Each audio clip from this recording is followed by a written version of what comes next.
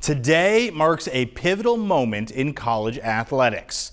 A few weeks ago, the landmark case NCAA versus House reached a settlement, and today those changes went into effect, highlighted by the headline: universities can now directly pay student athletes. And so much more, though, and our own Nick Luttrell joins us to break it all down.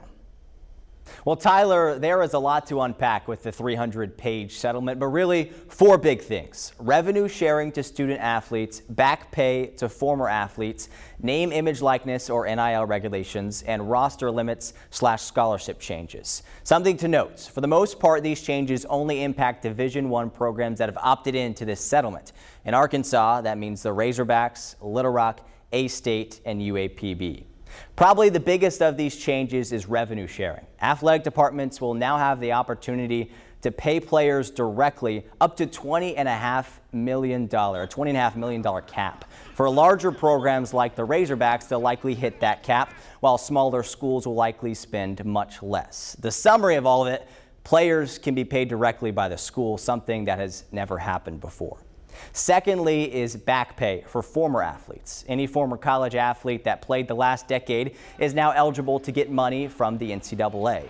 If you remember back in, say, 2018, NIL wasn't a thing. Players could not profit off their name, image, and likeness.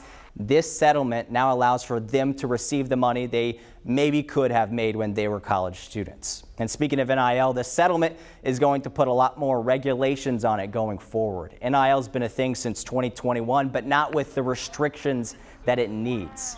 Now that's going to change, as athletes will have to report any NIL deal above $600 to be approved by an outside commission.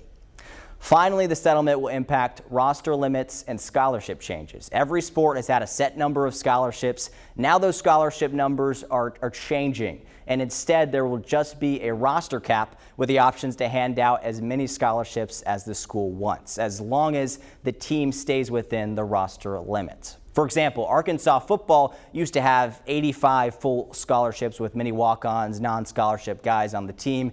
Now they'll have a roster cap of 105 players, and it'll be up to them to decide how many of those 105 guys that they want to give a scholarship to.